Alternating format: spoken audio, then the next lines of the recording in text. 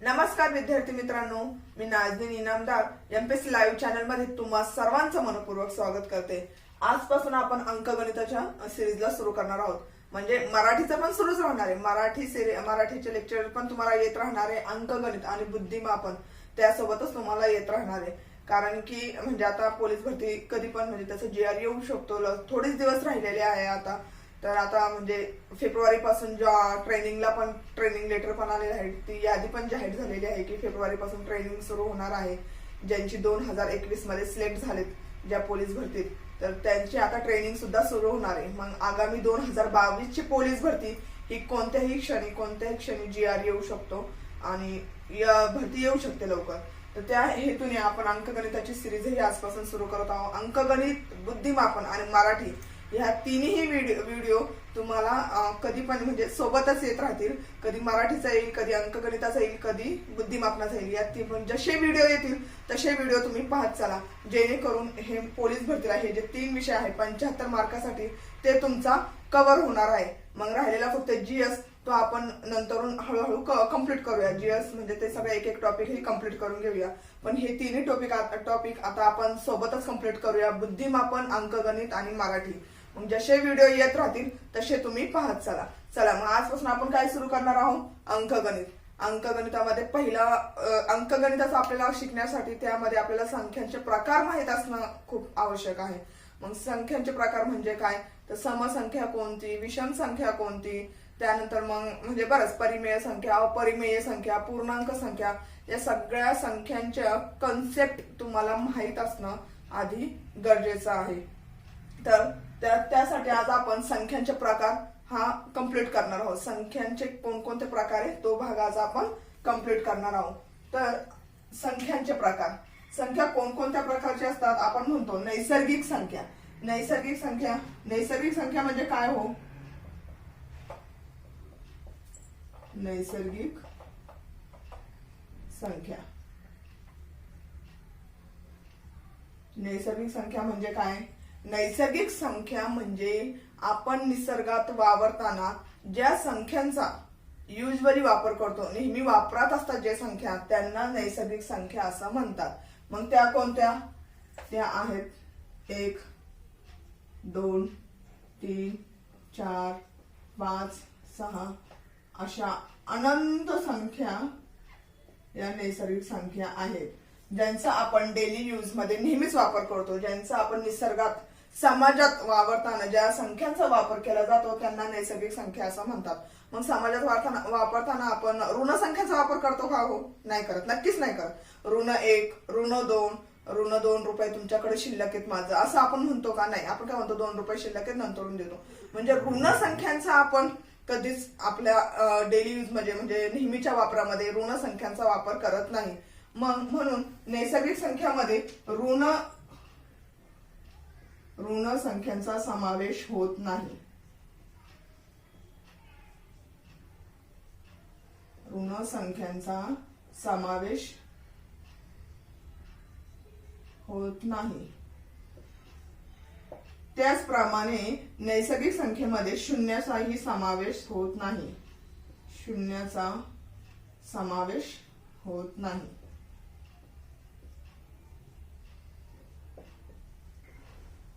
लक्षात आलं तुमच्या? नैसर्गिक संख्या म्हणजे 1 पासून अनंत, त्यामध्ये शून्य नाही। 1 पासून अनंत संख्यांचा वापर जे आपण निसर्गात वावरताना करतो त्यांना नैसर्गिक संख्या असं म्हणतात। त्यामध्ये शून्याचा समावेश होत नाही आणि ऋण संख्यांचाही समावेश होत नाही। त्यानंतर आपण पुढचा संख्याचा प्रकार बघणार आहे, ते म्हणजे समसंख्या। समसंख्या म्हणजे काय हे नोट्स काढत चला, जसं मी लिहिते तसं तुम्ही नोट्स काढत चला, जेणेकरून परीक्षेच्या वेळेस तुम्हाला ते आपली नोटची बुक वाचली तरी तुमच्या अंकगणित हा टॉपिक पूर्ण कंप्लीट होणार आहे। तर आता आपण बघूया समसंख्या म्हणजे काय। दुसरा प्रकार समसंख्या।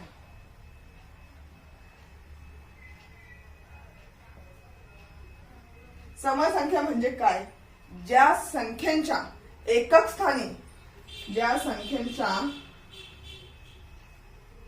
स्थानी 0, 2, 4, 6, 8 या संख्या येतात, या संख्या येतात त्यांना समसंख्या असं म्हटलं जातं. मग एकाच स्थानी कोणकोणत्या, म्हणजे आपण कोणती संख्या बघूया. सपोज आपण घेतली 4, ही समसंख्या झाली. मोठी संख्या घ्यायची म्हणली तर 226, यामध्ये 6 हा एकच स्थानी आलेला आहे म्हणून ही सुद्धा समसंख्या आहे. मोठ्यातली मोठी संख्या घेऊया आपण,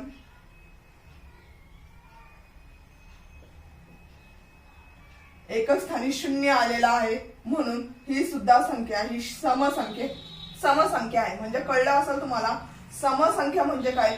ज्या संख्येच्या एकच स्थानी 0, 2, 4, 6, 8 यापैकी कोणतीही संख्या आली असेल तर ती संख्या ही समसंख्या असते. मग कितीही मोठी संख्या असू द्या,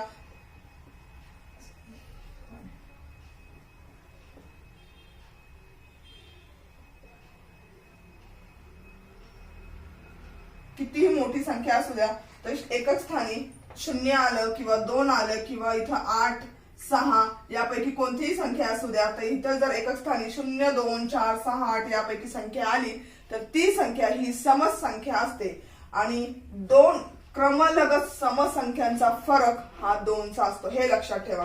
आता 2 आणि 4 यामध्ये किती फरक आहे. हो, 2चा फरक आहे. म्हणजे हे गोष्ट प्रश्न येऊ शकतो तुम्हाला की 2 क्रमलगत समसंख्यांमधला फरक किती. तर 2 क्रमलगत समसंख्यांचा फरक हा 2चाच असतो.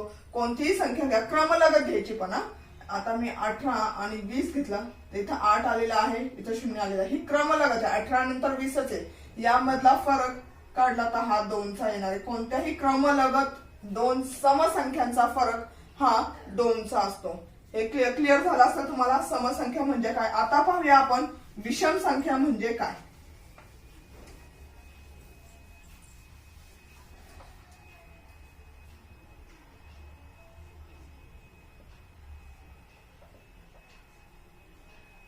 विषम संख्या म्हणजे काय.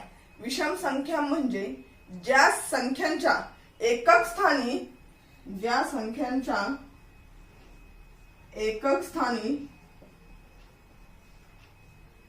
1, 3, 5, 7, 9 या संख्या येतात त्यांना काय म्हणतात, विषम संख्या असं म्हणतात. आपण पाहिलं समसंख्या म्हणजे काय, 0, 2, 4, 6, 8 आणि विषम संख्या म्हणजे ज्या संख्यांच्या एकच स्थानी 1, 3, 5, 7, 9 या संख्या येतात त्यांना विषम संख्या असं म्हणतात. मग 9 ही विषम संख्या झाली. त्यापेक्षा मोठी संख्या घ्यायची म्हणलं तर 37, इथं 7 आलेले आहे म्हणून ही विषम संख्या झाली. त्याच्यापेक्षा मोठी संख्या घ्यायची म्हणलं तर 5 एकच स्थानी आलेले आहे, मोठी संख्या घेतलेली आहे. 5 एकच स्थानी आले म्हणून ही संख्या पण विषम संख्याच आहे. तर ज्या संख्यांच्या एकच स्थानी 1, 3, 5, 7, 9 यापैकी कोणतीही संख्या आली तर ती संख्या ही विषम संख्याच असणार आहे. आणखी एक गोष्ट समसंख्यांच्या बाबतीत जी मी सांगितली होती की 2 क्रमवार समसंख्यांचा फरक जसा 2 असतो तसंच 2 क्रमवार विषम संख्यांचा फरकही 2चाच असतो. तिथं घ्या, आता आपण इथं घेऊया. 1 आणि 3 मध्ये किती फरक आहे, 2चा आहे. 3 आणि 5 मध्ये किती फरक आहे, 2चा आहे. 5 आणि 7 हे क्रमलगत समसंख्या आहे. 1, 3, 5, 7, 9 हे क्रमलगत आहे, इथं 2चाच फरक आहे. म्हणजे 2 सम आणि विषम संख्या जे क्रमलगत येतात, क्रमलगत सम आणि विषम संख्यांचा फरक हा 2चाच असतो. हे लक्षात ठेवा. हे तुम्हाला कळलं असेल. नैसर्गिक संख्या म्हणजे काय, समसंख्या म्हणजे काय, विषम संख्या म्हणजे काय. आता पुढचा बघणार आहे आपण मूळ संख्या. त्यानंतर संख्यांचा पुढचा प्रकार म्हणजे मूळ संख्या. मूळ संख्या म्हणजे काय, ज्या संख्यांना 1 आणि त्याच संख्येने भाग जातो, त्याच संख्येने भाग जातो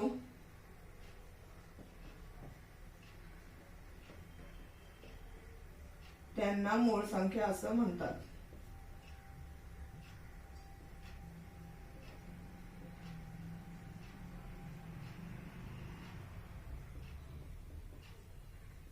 कळलं असेल तुम्हाला मूळ संख्या म्हणजे काय? ज्या संख्यांना एक आणि त्याच संख्येने भाग जातो त्याच संख्यांना मूळ संख्या असं म्हणतात.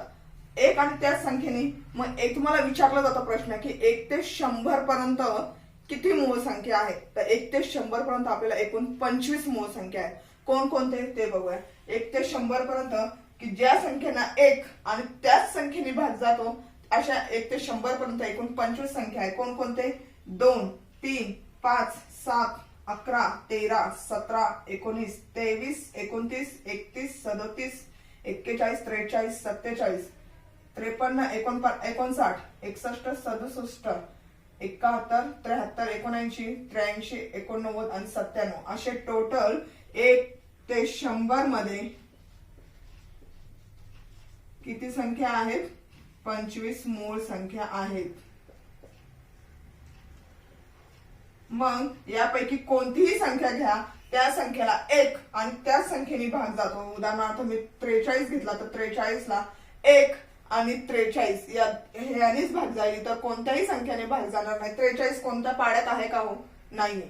मग 43 ला 1 आणि त्याच संख्येने भाग जातो. इथं कोणत्या? या 25 संख्यांना कोणताही घ्या, 67 घ्या, 67 लाही 1 आणि त्याच संख्येने भाग जाणार, इतर संख्यांनी भाग जाणार नाही. मग हे लक्षात कसं ठेवायचं? तुम्हाला विचारलं जातं की मूळ संख्या कोणत्या? 1 ते 100 पर्यंत मूळ संख्या तुम्हाला दिल्या जातात. यातली मूळ संख्या कोणत्या? हे लक्षात ठेवण्याची एक ट्रिक्स आहे. लक्षात कसं ठेवायचं?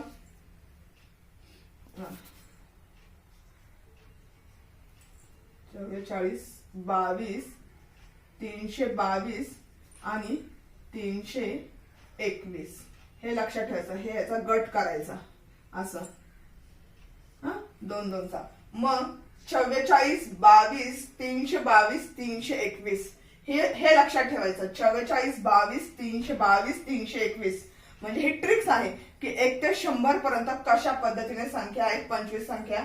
44, 22, 322, 321. 44 म्हणजे काय? हे 1 ते 10 मध्ये हे 4 संख्या म्हणजे इथले 4.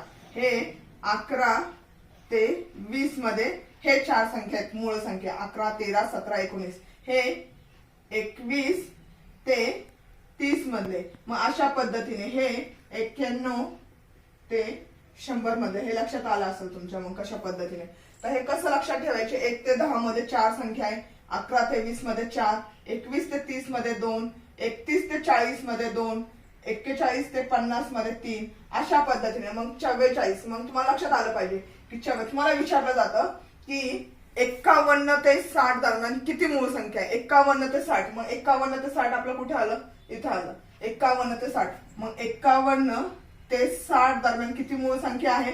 फक्त 2 मूळ संख्या आहे. 53 आपण इथे लिहिलंय. 322. मग 322 कोणता? 51 ते 60. मग हे लक्षात ठेवणं असं ठेवायचं. 44, 22, 322, 321 लक्षात आलं का? तुम्हाला विचारलं जाऊ शकतं की 71 ते 80 पर्यंत किंवा मग सपोज विचारलं जातं 61 ते 80 पर्यंत किती मूळ संख्या आहे? मग 61 ते 80 आपण काय सांगितलं? 61 ते 80 म्हणजे इथं या कॉलमला इथं 2 दिलंय, इथं 3 दिलंय. 3 आणि 2 किती? 5.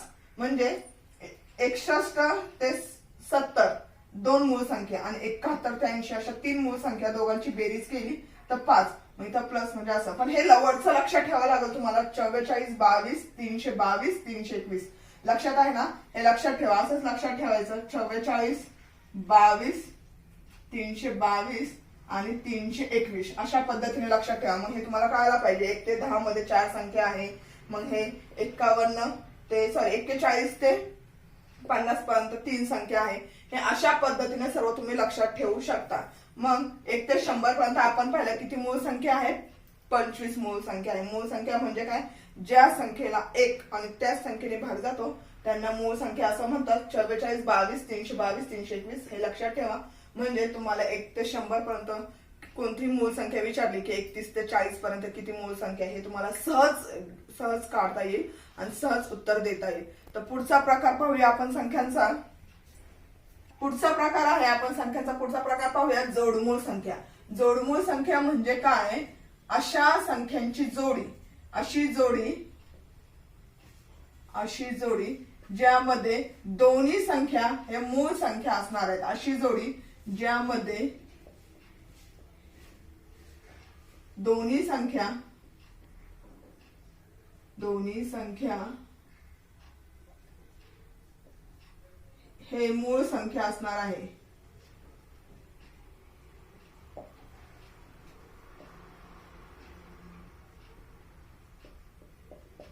त्यांना जोडमूळ असं म्हणतात, संख्या असणार आहे.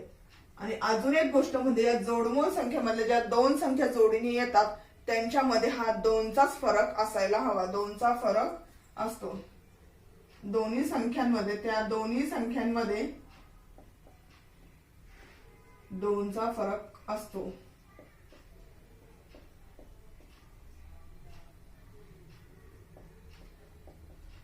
मग जोडमूळ संख्या म्हणजे काय? अशा दोन संख्यांची जोडी ज्यामध्ये दोन्ही संख्या हे मूळ संख्या असणार आहे. मूळ संख्या म्हणजे आपण पाहिलं मूळ संख्या म्हणजे काय? ज्या संख्येला एक आणि त्याच संख्येने भाग जातो त्याला मूळ संख्या असं म्हणतात. मग त्या जोडीमध्ये दोन्ही संख्या हे मूळ संख्या असायला पाहिजे. मग आपण पाहूया 3 आणि 5 हे 1 ते 100 पर्यंतची जोडमूळ संख्या आहे. 1 ते 100 पर्यंतची जोडमूळ.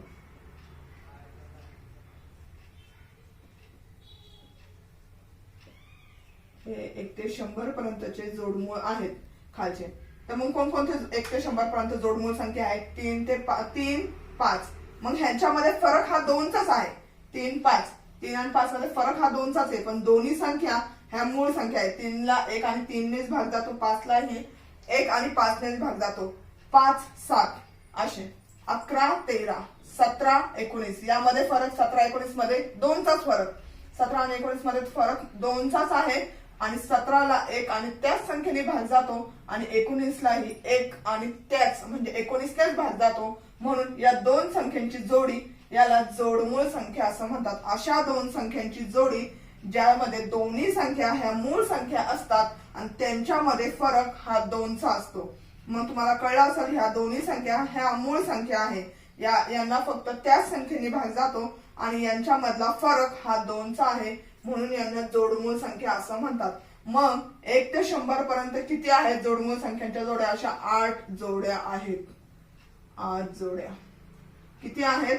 1 ते 100 पर्यंत अशा 8 जोड्या आहेत. 3, 5, 5, 7, 11, 13, 17, 19, 29, 31, 41, 43, 59, 61 आणि 71 आणि 73 ह्या अशा 8 जोड्या हे 1 ते 100 पर्यंत संख्यांच्या जोडमूळ संख्यांच्या जोड्या आहेत. पुढचा प्रकार आहे आपला संख्यांचा संयुक्त संख्या. आहे संख्यांमधला संयुक्त संख्या. संयुक्त संख्या म्हणजे काय? ज्या दोन संख्यांच्या ज्या एका संख्येच्या दोन समान भाग होतात आणि त्यात समान भाग पडणाऱ्या संख्येला एकाच संख्येने भाग जात असेल तर त्याला संयुक्त संख्या असे म्हणतात. म्हणजे संयुक्त संख्यामध्ये दोन भाग ज्या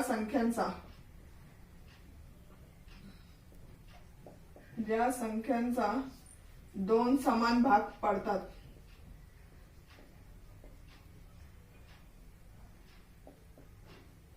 दोन समान भाग पडतात आणि त्या संख्येला एका संख्येने भाग जात असेल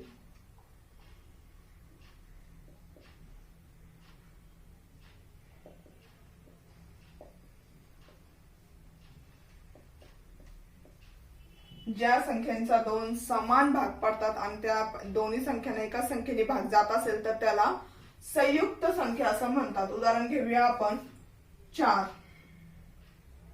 4चं घेऊया. किती ह्याचे? 2 दुने 4 म्हणजे दोन समान भाग 2 2. मग आपण घेऊया 10. 10चे दोन समान भाग कोणते?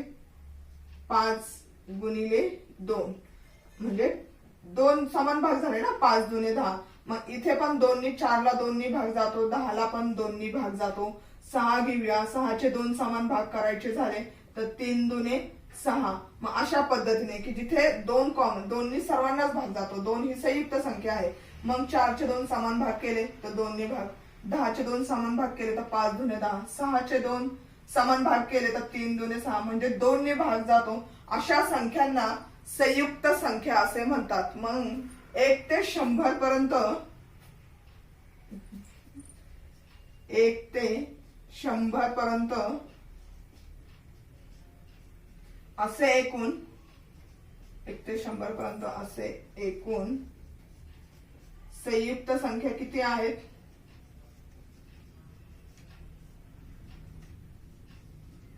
असे एकूण संयुक्त संख्या आहेत 74 आहेत.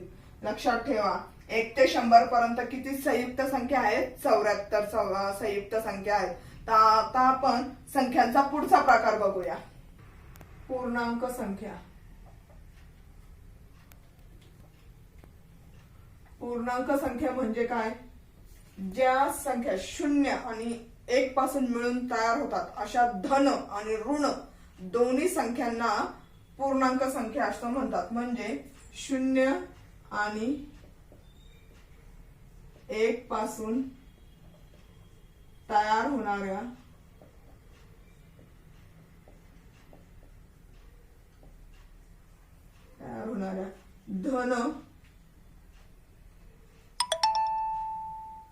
धन आणि ऋण संख्यांना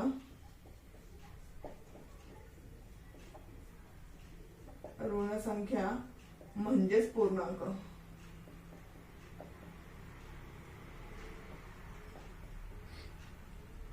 म्हणजेच पूर्णांक संख्या. मग आपण पाहिलं नैसर्गिक संख्या म्हणजे काय सांगितलं मी? 1 पासून पुढे, त्यामध्ये शून्याचा समावेश होत नाही, त्यामध्ये मायनस ऋण संख्यांचा समावेश होत नाही. पण पूर्णांक संख्यामध्ये ज्या पूर्णांक संख्या म्हणजे ज्यामध्ये 0 आणि ऋण संख्या यांचाही समावेश केला जातो त्यांना पूर्णांक संख्या असं म्हणतात. मग आपण 0 इथं 1 2 3 4 असं अनंत संख्या आणि इथून -1 -2 -3 -4 अशा इथं अनंत संख्या म्हणजे या सर्व संख्यांचा समावेश या पूर्णांक संख्यामध्ये केला जातो. पूर्णांक संख्या म्हणजे कळलं असं तुम्हाला, ज्यामध्ये शून्याचाही समावेश होतो आणि ऋण आणि धन या दोन्ही संख्यांचा जिथं समावेश होतो त्यांना पूर्णांक संख्या असं म्हणतात. मग पुढचा प्रकार पाहूया आपण, अपूर्णांक संख्या. पुढच्यामधला फरक कळाला का तुम्हाला? नैसर्गिक संख्यामध्ये 0 आणि मायनस ऋण संख्या नसतात आणि पूर्णांक संख्यामध्ये 0 पासून ऋण धन दोन्ही संख्या असतात. तर आता आपण पाहूया अपूर्णांक संख्या म्हणजे काय. संख्या म्हणजे काय? ज्या संख्या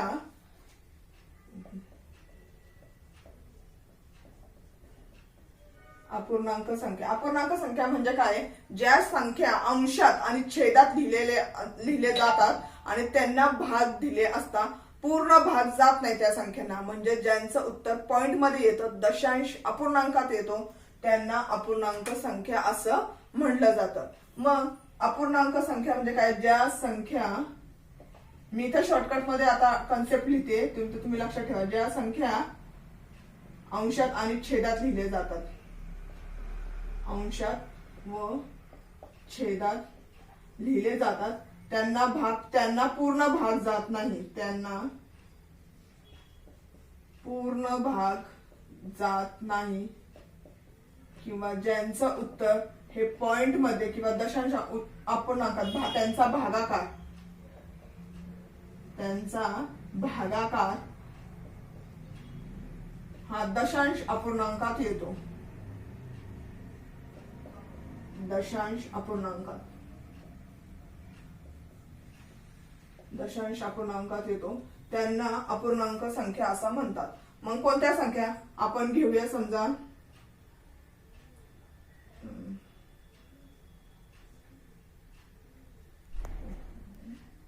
9/2. मग यांना पूर्ण भाग जातो का?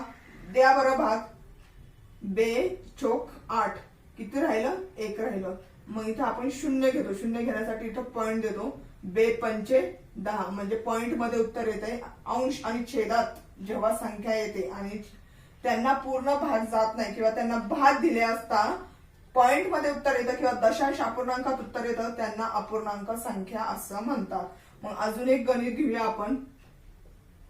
15/6 घेऊया. मग 15 आणि 3 6ला भाग जातो का? नाही जात, म्हणून आपण तो पॉइंट घेणार, इथं 0 घेणार.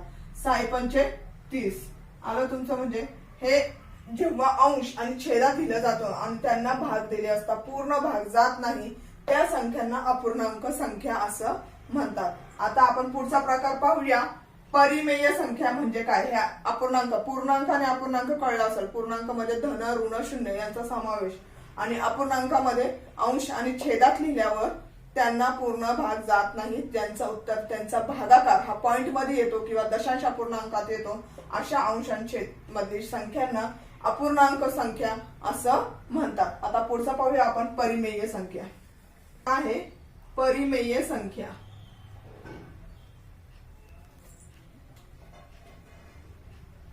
परिमेय संख्या म्हणजे काय? जी संख्या अंशात आणि छेदात लिहिली जाते. अंशात आणि छेदात, अंशात व छेदात लिहिली जाते.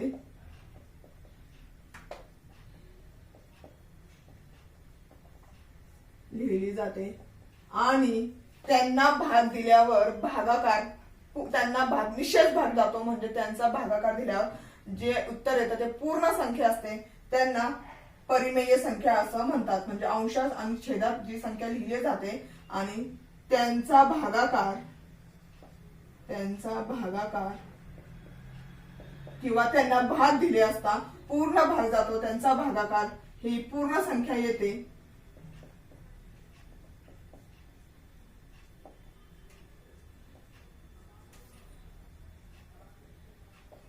त्यास परिमेय संख्या असं म्हणतात.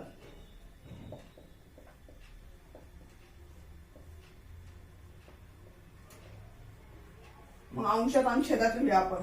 अंशात आणि छेदात इथं 10 लिहिलं, 2 बे के बे, बे पंचे 10.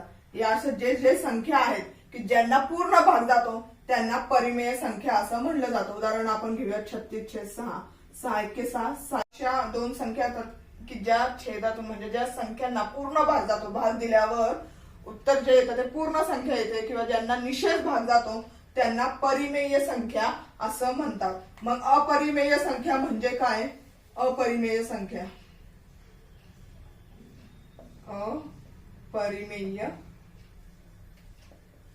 अपरिमेय संख्या, अपरिमेय संख्या म्हणजे जे संख्या अंशात आणि छेदात लिहिले जाते व भाग दिल्यावर त्यांना पूर्ण भाग जात नाही. त्यांचा भागाकार हा दशांश अपूर्णांकात येतो. अंशात आणि छेदात ज्या संख्या लिहिले जातात आणि त्यांना भागाकार दिल्यावर त्यांना पूर्ण भाग जात नाही किंवा त्यांचा भागाकार हा दशांश अपूर्णांकात येतो, त्यांना अपरिमेय संख्या असं म्हणतात. जसं आपण घेतलं तेव्हा 6/4 घेतलं, 4ला 4 1 4, 4 1 4, इथं राहिले 2. मग 2ला 4ने भाग जातो का नाही जात, म्हणून आपण तो पॉइंट घेतलं. 0 इथं मी लिहिते म्हणजे तुम्हाला कळलं. 2, मग 4ने 2ला भाग जातो का नाही जात, म्हणून इथं 0 घेतला, इथं पॉइंट घेतला. 4 पंचे 20. म्हणजे अंशातल्या आणि छेदातल्या अशा ज्या दोन संख्या ज्यांना पूर्ण भाग जात नाही त्यांचं उत्तर दशांश. अंशात आणि छेदात लिहिल्यावर त्या संख्यांना पूर्ण भाग जात नाही किंवा त्यांचा भागाकार हा अपूर्णांकात येतो, त्यांना अपरिमेय संख्या असं म्हणतात. संख्यांचे प्रकार पाहिलेले आहे. नैसर्गिक संख्या कोणत्या, मूळ संख्या कोणत्या, संयुक्त संख्या कोणत्या, जोडमूळ संख्या, मग परिमेय, अपरिमेय संख्या, अशा सगळ्या संख्यांचे कन्सेप्ट आपण क्लिअर केलेले आहेत. त्या संख्या म्हणजे काय तुम्हाला आज कळलं असेल, म्हणजे सर्व तुमच्या मनातील डाऊट्स क्लिअर झाले असतील. तर भेटूया आपण आपल्या पुढच्या भागात. आजचा भाग जर तुम्हाला आवडला असेल तर व्हिडिओला नक्कीच लाईक करा, कमेंट करा. तुमचे काही प्रश्न असेल तर कमेंट करा आणि चॅनलला अजूनही सबस्क्राईब केलं नसेल तर चॅनलला सबस्क्राईब करा आणि शेजारच्या बेल आयकॉनला क्लिक करा. कारण की जे असं आपण नवीन नवीन व्हिडिओ बनवतोय. आता अंकगणिताची लेक्चर सिरीज सुरू झालेली आहे. मराठीचे तर ऑलरेडी सुरूच आहे. मराठी अंकगणित बुद्धिमापन आता 3 व्हिडिओ तुम्हाला सोबतच येत राहतील. तर चॅनलला सबस्क्राईब करा जेणेकरून आमच्या जेही नवीन व्हिडिओ येतील त्याचे अपडेट तुम्हाला येत राहतील. तर भेटूया आपण आपल्या पुढच्या भागात. धन्यवाद.